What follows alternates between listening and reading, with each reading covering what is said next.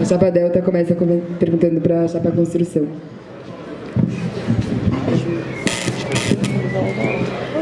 Então, nossa primeira pergunta. Entendemos que para garantir a autonomia política de um centro acadêmico, é preciso pensar em sua autonomia financeira, para que possamos desde realizar eventos até promover políticas consideradas importantes pelo corpo estudantil. Preciso que contemos com recursos próprios e independentes. Isso significa prezar pela saúde financeira do CFZ Idiomas, empresa que, além de possibilitar uma complementação acadêmica para os estudantes da faculdade, é uma importante fonte de financiamento das políticas de permanência propostas pelo CFC, que são as próprias bolsas da escola. Também.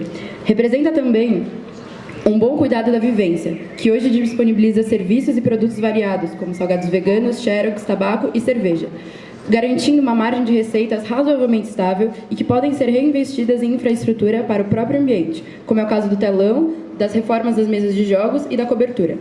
Entendemos que é importante que essa questão do financiamento seja mais democrática, de modo a garantir maior efetividade e transparência. Por isso, pautamos, além de propostas para a melhoria da gestão, a manutenção e ampliação do orçamento participativo e um projeto de endowment da própria instituição do CAVC. Na carta programa de vocês, muito se diz sobre propostas custosas e ambiciosas, mas não se fala quase nada sobre como custeá-las. Gostaríamos, então, de saber como vocês pretendem gerar os recursos do CAVC e de onde deve vir esse dinheiro, sendo que vocês nem ao menos citam o CAVC Idiomas na carta programa.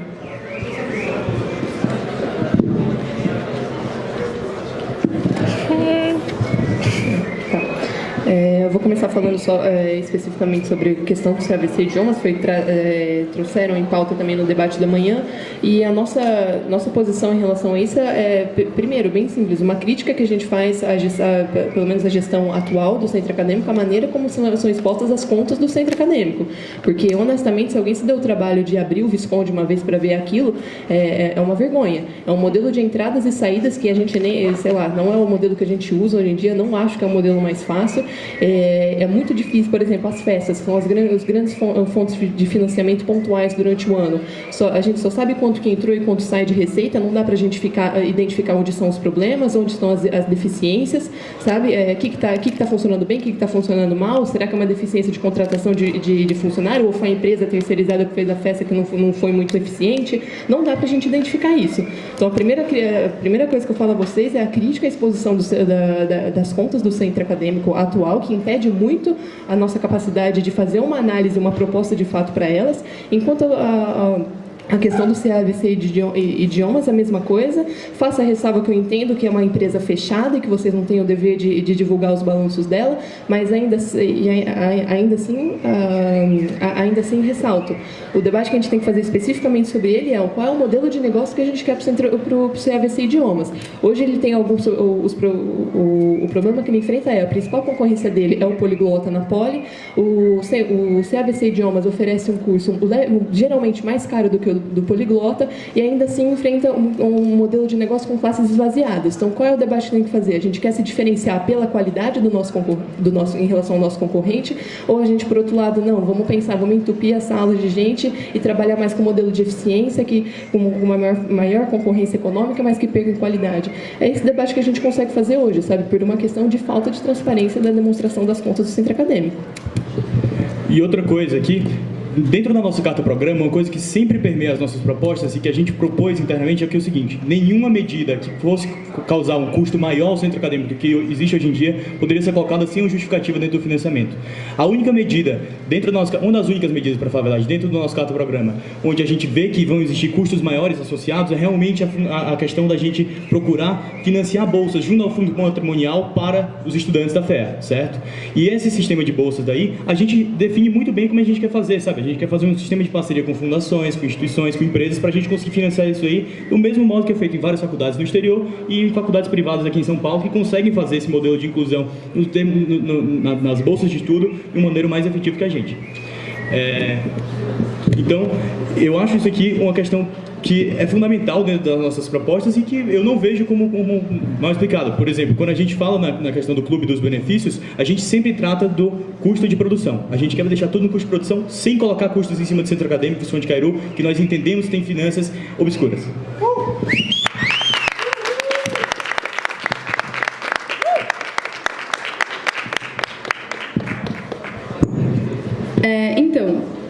Eu entendo que o CABC Idiomas é uma empresa de capital fechado, eu acho que não divulga os balanços e não tem que divulgar. Mas assim, você fala que o que tem que ser discutido é o modelo de negócios, mas vocês não discutem o modelo de negócios na carta programa e vocês não fazem essa discussão transparente. Eu acho que dá para fazer essa discussão com uma coisa que não é apresentada, sabe? Eu acho que a crítica está justamente aí. E outra coisa, eu abri a pergunta falando que a dependência é ruim. Então, depender de bolsa de fundação, depender de bolsa de empresa, é uma coisa que não é positiva. A gente tem que procurar formas alternativas de financiamento. Então, acho que bolsa de endowment da FEA é muito importante, bolsa da fundação é mais raro, mas é importante. Mas, assim, isso não é independência financeira, isso não é autonomia política de um centro acadêmico. Eu acho que isso tem que ser pontuado, porque a minha pergunta era justamente nas formas alternativas de financiamento, formas que o centro acadêmico pode arcar e pode ser autônomo em relação a isso. Desculpa a repetição, gente.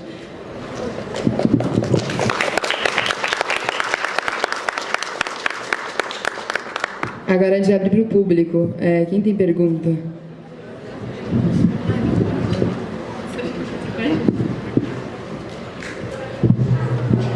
Bom, a proposta mais importante dentro da nossa carta-programa e que eu acredito que sintetiza muito bem o modelo de centro acadêmico que a gente prega é a questão da permanência. E nós vimos também que a carta-programa de vocês tem um foco grande em permanência, vocês dão bastante atenção a isso e, inclusive, vocês pegam em um ponto que a gente também pega, certo? Nós entendemos que a questão de não trabalhar enquanto você está dentro da faculdade é um luxo que pouquíssimas pessoas têm realmente a capacidade de fazer, sabe? E se você não flexibiliza o estágio para quem está mais precisando, essa pessoa só ou vai trabalhar CLT ou vai procurar, sabe, fazer uma universidade EAD para que assine o estágio dela. Para a gente solucionar isso daí, a gente viu que é muito difícil você ir no conselho de graduação, na comissão de graduação aqui dentro da faculdade e discutir com os professores uma flexibilização geral, porque eles entendem isso daí como uma forma de reduzir a qualidade do ensino, o que eu acho que para esse grupo de pessoas em específico, com certeza não é verdade. Então, a gente propôs um modelo do Clube de Benefícios do Centro Acadêmico Visconde Cairu para a gente conseguir identificar quem são as pessoas que estão mais precisando da questão de flexibilização de regras de estágio para conseguir oferecer para elas, conseguir negociar junto à diretoria especificamente para as pessoas que estão mais precisando, porque sabemos que essa é a luta política que a gente consegue comprar e a luta política que a gente consegue comprar até mesmo talvez sem mudar os estatutos, sabe? Conversando com a diretoria para conseguir uma mudança de comportamento dos professores responsáveis pelos alunos.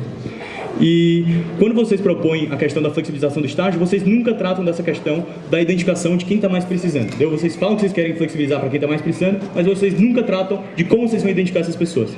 A questão para mim e inclusive vocês criticam a nossa proposta de identificar as pessoas que estão mais precisando de bolsas aqui dentro da faculdade, dizendo que isso aí é uma coisa que vai marcar o aluno, enquanto na verdade, na nossa visão, só apenas propicia para ele a noção de que aquilo daria um direito para ele e que o centro acadêmico não está, tipo, ele não precisa pedir nada a mais, entendeu? Assim que ele entra na faculdade, ele já tem isso.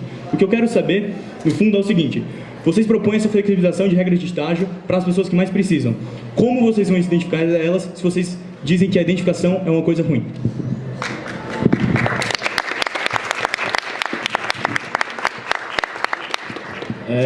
Concordo com a maior parte da sua pergunta, na verdade, ligação e que estágios, ainda mais nesse panorama em que a USP aprovou cotas raciais e cotas sociais aqui na FEA, vai mudar muito o panorama. E concordo com você, quem não trabalha aqui na FEA é um luxo. As pessoas precisam de estágio como permanência. Concordo muito com você. Agora, eu acho que vocês pautam a questão de estágio, da flexibilização de estágio, como se fosse uma coisa muito trivial, que o CABC só não faz porque é preguiçoso. E não é verdade isso. A gente pauta sim a flexibilização de estágio. Tanto que, no começo desse ano, a portaria dos estágios foi reformulada. Foi reformulada e teve duas conquistas muito importantes. Uma que agora não pode mais, como podia no passado, rescindir o contrato caso o aluno não dê os relatórios. Isso acabou agora. Porque isso é ilegal, na verdade. A portaria era ilegal da FEA. Outra questão que era ilegal na portaria da FEA, que a gente conseguiu tirar da portaria de estágios, é que no último ano, o aluno não podia trabalhar, não podia estagiar. No sexto ano, isso. No sexto ano, o aluno não podia mais estagiar, por causa do ano de junho. E é um absurdo, porque o último ano é quando ele mais precisa estagiar, quando ele está mais velho, mais precisa ser independente das suas contas. Enfim, também é legal e acabou isso da portaria de estágio, isso foi uma conquista do CAVC. Então, sim, nesse sentido, não é que se flexibilizaram os estágios, mas os estágios agora são mais justos nesse sentido, e foi sim uma conquista do CAVC. Uma outra questão em relação aos estágios, e é o que você chama, eu concordo, de estágios excepcionais, né? De flexibilização desses estágios excepcionais para bolsistas. Isso acontece na CG, que é a Comissão de Graduação, atualmente, e tem casos que aconteceram sim esse ano de flexibilização dos estágios. E aí eu vou entrar numa questão que você pauta muito também, que é como a gente identifica esses casos.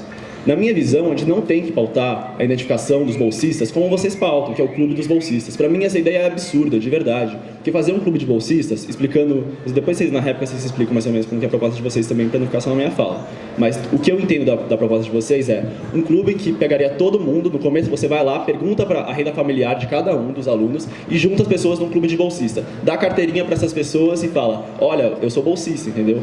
Isso é uma segregação absurda. Isso você expõe a pessoa. Eu acho que não tem que ser desse jeito. E a gente tem mecanismos atuais de como identificar essas pessoas.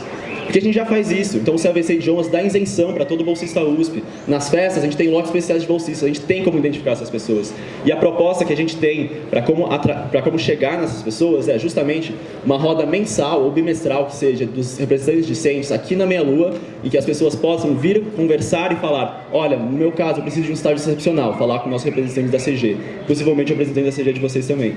Sentar com eles e falar, queremos um estágio excepcional, e a gente leva isso para a congregação. Não é para ser de um jeito de exposição como o clube de benefícios de vocês.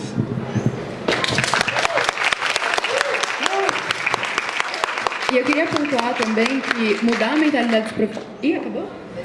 Ah, então tudo bem.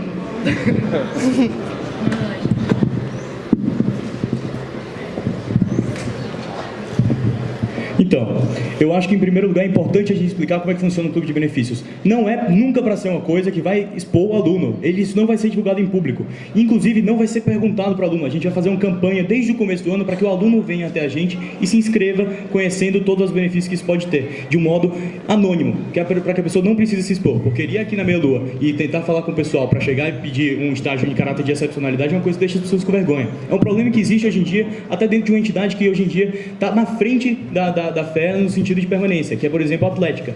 A Atlética hoje em dia tem um problema grande no sentido da caixinha, que as pessoas, muitas vezes, elas não fazem esporte porque elas não conseguem pagar a caixinha e, mesmo sabendo que se ela conversar com o DM dela, ela vai conseguir flexibilizar e não pagar a caixinha, isso não funciona.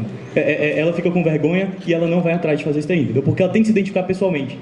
Se a gente consegue fazer, por exemplo, o clube de benefícios do negócio, a gente pode simplesmente, assim que você se inscreve lá na Atlética, você fala que você tem esse negócio, prova lá na hora, independentemente, para alguma comissão da Atlética, e automaticamente você não paga a caixinha.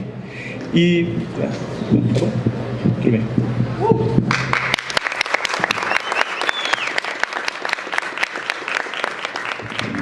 Agora a gente abre para o público e também eu pensei, vocês preferem que eu fique mostrando o tempo durante a... Vocês preferem? Tá, vou começar a ficar mostrando, então, acho melhor. Tá, então agora a gente abre para 3 perguntas do público. Lucas. Vem aí, você deve vir aqui. Mais alguém? Ninguém mais quer fazer pergunta?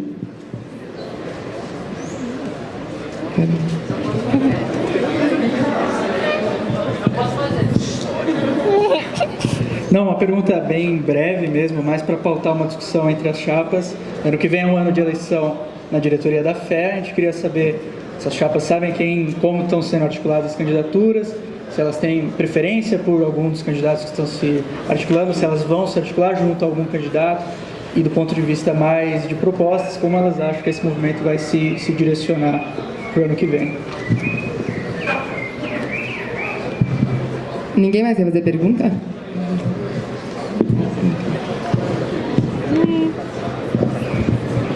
Boa tarde. A minha pergunta ela vai ter um duplo caráter, na verdade.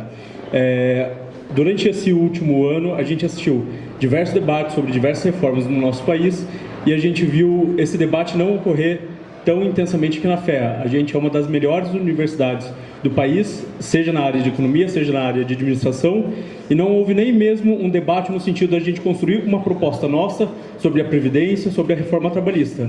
Justamente nós que vamos acabar sendo afetados por isso a hora que a gente entrar no mercado.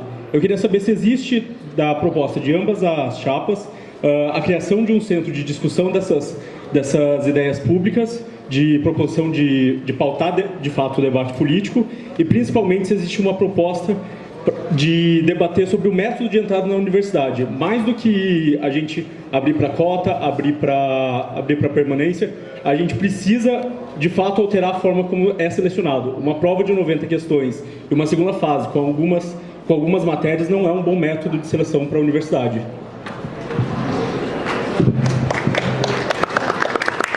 Agora, Pedro.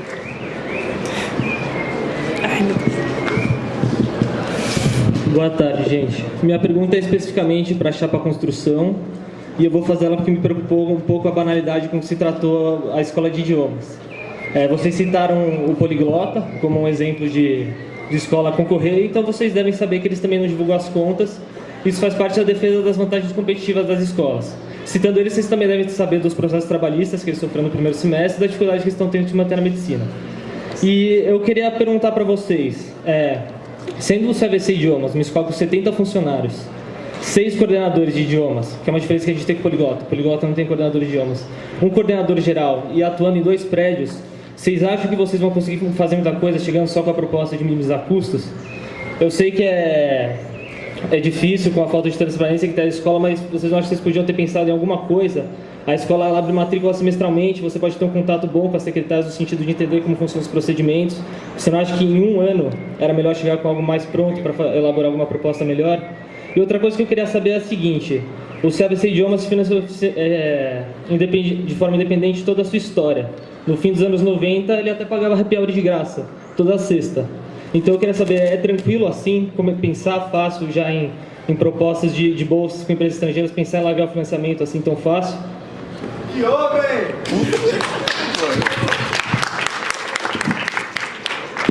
Agora vocês se sorteiam. Ai, Jesus.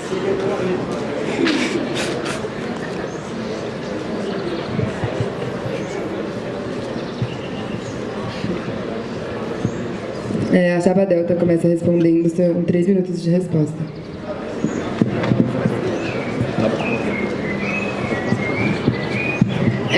Então, sobre...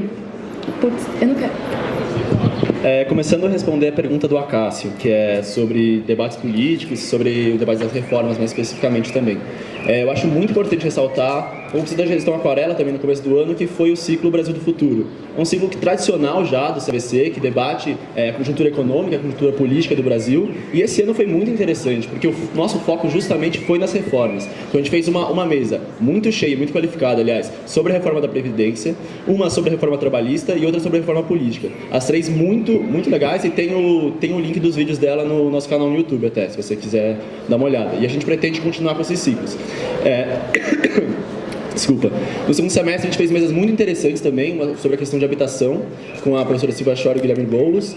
E, enfim, sempre fazemos mesas sobre conjuntura, mas uma coisa que na sua fala que destacou é uma iniciativa nossa também, que é o Conjunturando.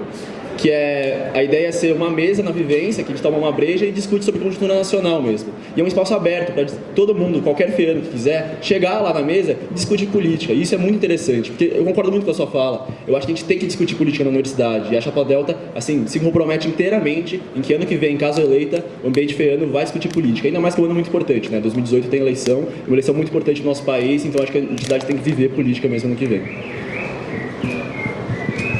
E sobre os diretores, a gente está ciente que vai mudar ano que vem a direção da FEA. E a gente tem uma proposta na nossa área acadêmica, mais especificamente, que está na nossa carta-programa, que é debater, a gente vai tentar articular com os candidatos ou com o candidato para fazer algum evento com os alunos, tipo, nos moldes, talvez, da prestação de contas que teve no início do ano passado com o professor Adalberto. Então, a gente pensa mais em algo nesse sentido, não tantos propósitos, porque a gente sabe que a representatividade dos alunos, mesmo que a gente veja isso como algo errado, é muito baixa na escolha de um diretor da FEA. Então, a gente tem consciência disso, mas a gente quer aproximar o debate que está acontecendo nas instâncias da congregação, entre os professores titulares, entre os professores mais velhos dos alunos.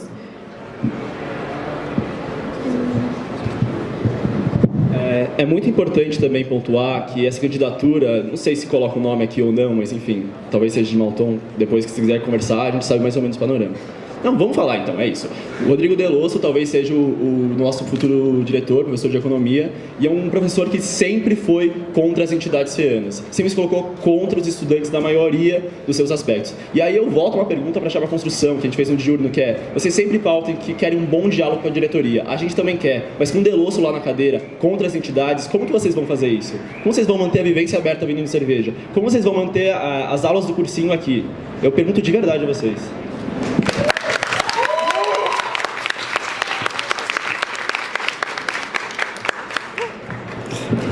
Tudo bem. Em primeiro lugar, eu queria responder o Pedro sobre os AVC Idiomas, certo?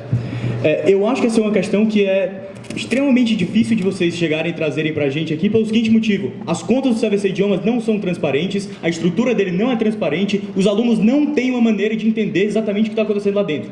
O que nós conseguimos fazer foi uma maneira de diagnóstico do modelo de negócio que existe hoje em dia. O que é que faz sentido?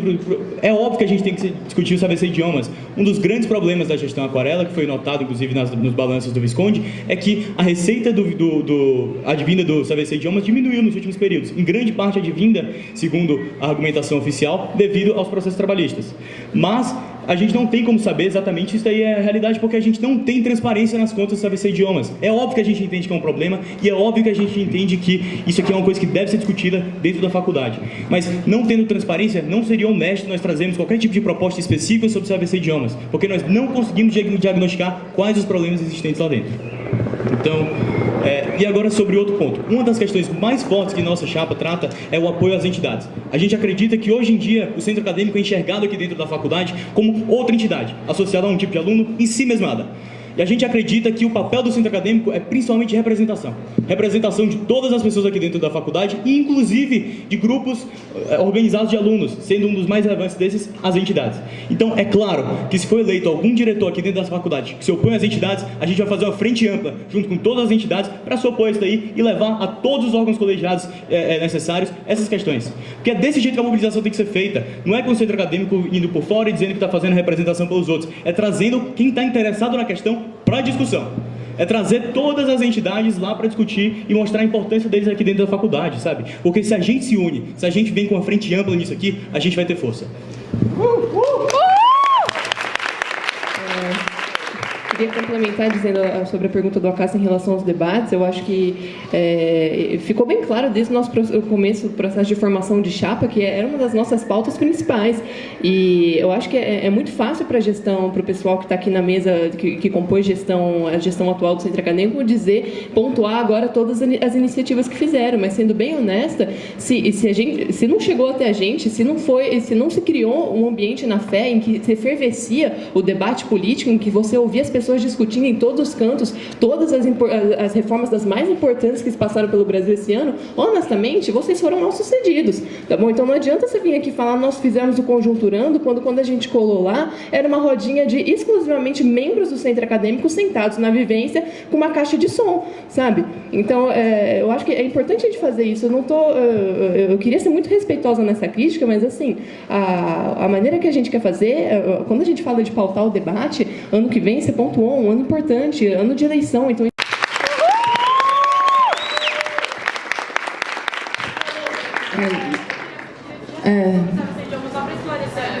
eu acho que vocês falaram em resposta oficial, e acho que é justo então o direito de resposta. Não, gente, acho que não quero interferir no debate, não vou entrar na questão dos propósitos, mas acho que só uma questão que precisa ser esclarecida sobre o CVC Idiomas, que não tem nada a ver com o processo trabalhista, gente. O último processo trabalhista do CVC Idiomas foi de 2013, completamente quitado no primeiro semestre de 2015, não tem nenhum processo trabalhista em curso, nem sendo pago. Então, só para deixar bem claro isso aqui, vamos trabalhar com os fatos.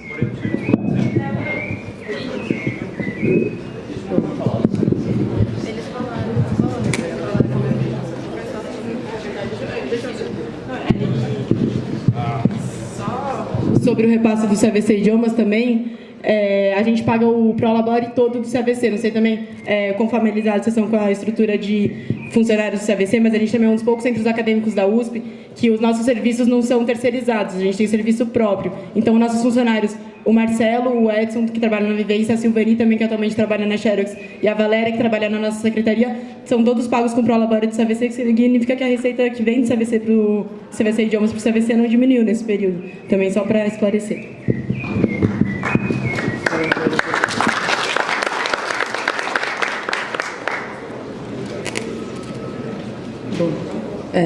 Então agora a gente volta para a rodada de perguntas de chapa para chapa.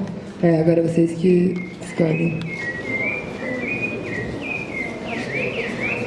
Bom, a gente pode fazer alternando, vocês preferem? Como são 3, aí vai ficar...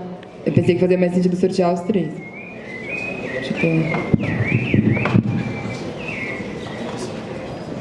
A construção começa perguntando, então. Deu. Certo, eu quero trazer em pauta uma das coisas que mais me motivou a estar aqui na chapa. Nós vivemos num país que o jovem tem que trabalhar desde os seus 17, 16 anos para poder se sustentar. E eu estou numa média que é quase inexistente, eu não trabalho, eu passo o dia aqui na faculdade, em entidade, eu me envolvo com a faculdade, e isso poderia dizer que eu sou engajada, mas não é verdade. A flexibilização de estágio que vocês querem trazer, mais uma vez vai fazer os alunos, principalmente do noturno, trabalhar ainda mais, e isso é certo. Só que, vamos dizer assim, o aluno trabalha até às 17 horas, e o que ele faz quando ele chega aqui às 17 horas? O que tem para o aluno aqui fazer? Eu não sei, não tem eventos, são poucos eventos das 17 horas, se tiver uma roda de conversa na vivência, não são todas as pessoas que sentem a vontade de ir lá. E eu gostaria, assim, de perguntar se isso é um estigma aqui na universidade, que o aluno é realmente muito engajado. Eu tenho muitos amigos que são pessoas incríveis, engajadas, e querem se envolver com a faculdade, mas para ela a fé é um mero corredor, ela vai, assina a lista e vai embora. E eu acho que isso não é o sentimento de ser feano. A pessoa tem o direito, sim, de explorar os seus potenciais aqui dentro da faculdade. E eu queria fazer uma pergunta.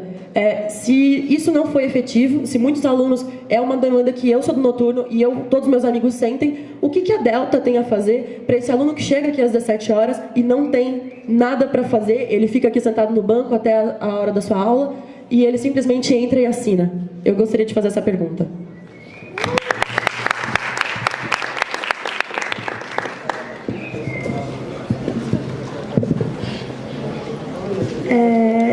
Eu também sou do noturno e eu acho sim que eu sei que tem muitos eventos que são feitos nesse período pré-aula do noturno, não só do CAVC, e inclusive o evento do Coutinho, que foi feito semana passada, que foi feito às 5h30 ou 6, 5h30, foi até a aula do noturno, e eu acho que, tipo... Tá bom. Então, eu acho que a vivência é um lugar, eu acho que, sim, é um problema que as pessoas não se sintam confortáveis lá, é uma coisa que a gente tem que trabalhar e se preocupar para que as pessoas se sintam mais pertencentes ao espaço da vivência, tanto ao espaço do FEA1. Mas, assim, o aluno que chega aqui às 5 horas da tarde pode dormir na vivência, pode ler jornal, pode pegar algum livro na biblioteca VC, conjunturando, como foi lembrado aqui, que é uma roda de conversa, então não tem caixa de som, é uma coisa proposta a ser um pouco mais íntima, assim, mas tem muita coisa assim, e eu acho que, assim, não tem só coisa do CAVC para fazer. Vocês lembraram tanto das entidades, eu acho que o CAVC tem que fazer, se propor a fazer muita coisa, se propor a fazer muito evento, mas a gente não pode também concorrer com um evento de entidade, também não pode ficar concorrendo com o ensaio da bateria, que inclusive começa às 5 horas, treino de handball começa às 5 horas, então tem sim muita coisa para fazer. Eu acho que não é só o CAVC que tem que suprir essas demandas, as entidades estão aí para tudo que vocês já citaram, mas estão aí também para isso.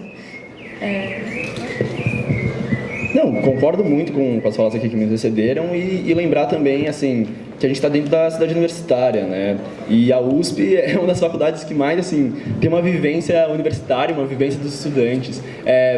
Se a fé não é o suficiente, e eu entendo que pode não ser o suficiente, acho que o CAVC faz muitas coisas como a Júlia colocou, assim, acho que, sinceramente, é uma boa questão. Tem a biblioteca também para estudar e tudo mais. Mas, assim, a USP vive eventos estudantis. Então, se não é na FEA, vamos aproveitar a cidade universitária, vamos para a ECA, que lá, com certeza, vai ter alguma palestra, vamos para a FEFELESH. Assim, vamos ocupar a cidade universitária. E essa é uma proposta que a gente tem muito cara nossa também, que eu acho que a construção tem essa visão que é meio viciada, né? Uma visão que é assim, muito na fé, e tem que ser pautado muito na fé. Mas a gente não pode esquecer que a gente está dentro do campus da cidade universitária, dentro do campus Butantã. Eu acho que também esse período noturno pauta bastante a questão de segurança da pessoa circular pela universidade, e é uma pauta que a gente coloca bem forte na nossa carta-programa, de aumentar iluminação nos arredores da Fé, de aumentar as rondas em lugares menos povoados, de brigar por uma maior instrução da guarda universitária, entre outros.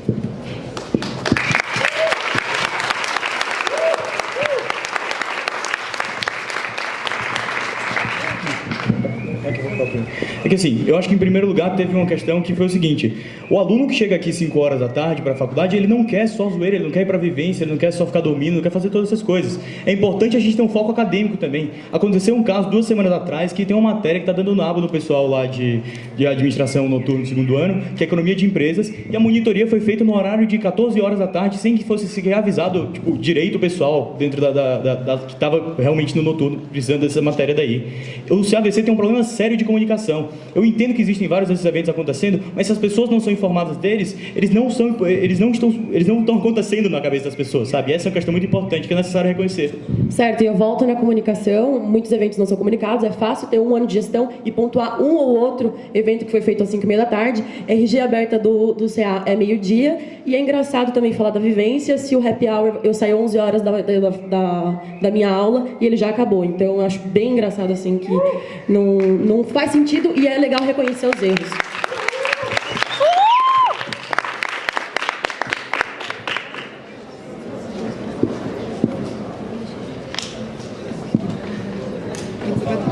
Acho que fala agora sobre a pergunta, vocês não têm.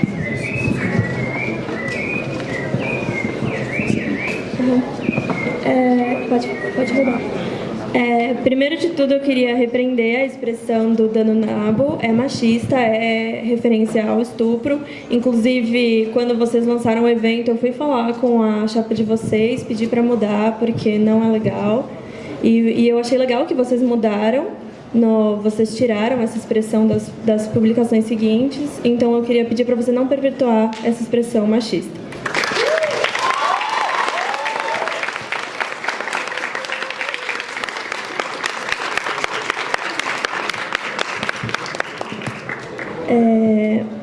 Então, a gente sabe que a questão de pertencimento é muito difícil, a questão de se sentir acolhido é muito difícil, que nem todo mundo é expansivo o suficiente para fazer um monte de amigos, nem todo mundo é expansivo o suficiente para chegar conhecendo todo mundo, nem todo mundo tem confiança para conseguir entrar numa vivência extremamente heteronormativa e masculina, e eu acho que a questão de pertencimento entra aí também.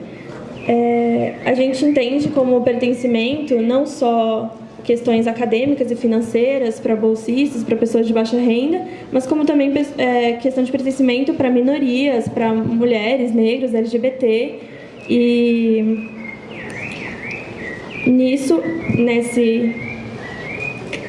nessa situação, a gente tem muita proposta concreta.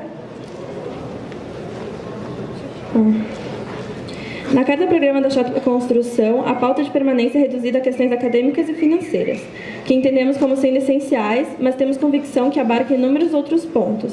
Gostaria de saber se a permanência, apesar de ser transversal no organograma da Chapa Construção, se restringe apenas a questões acadêmicas e financeiras, como vocês pontuam.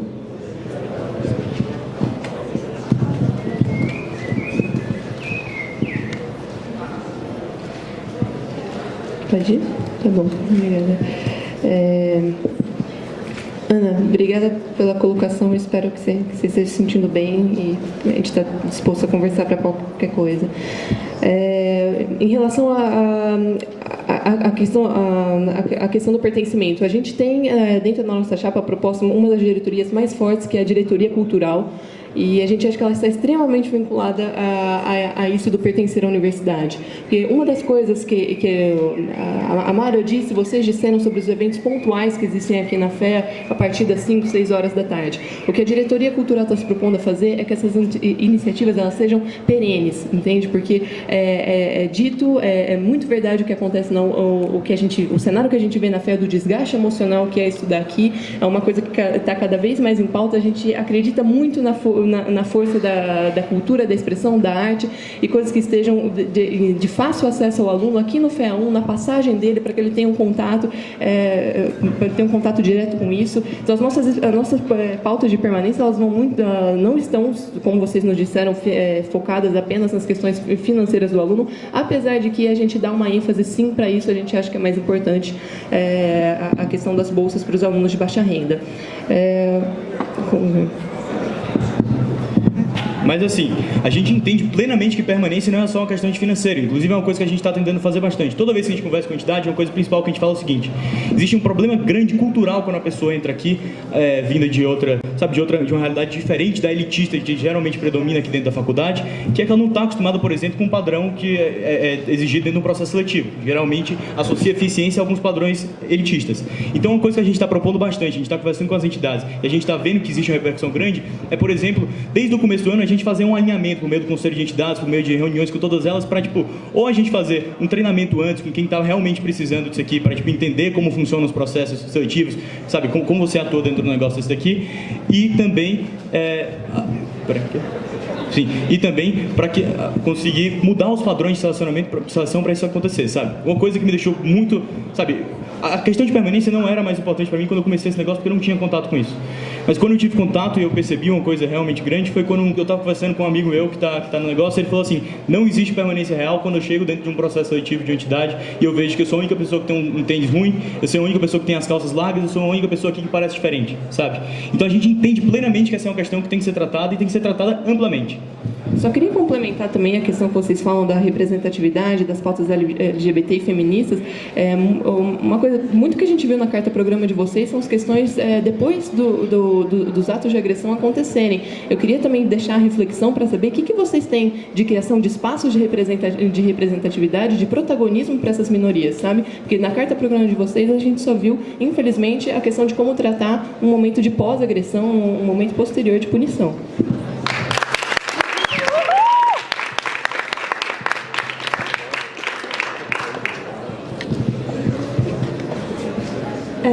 A gente entende também a parte cultural, tanto que a nossa área sociocultural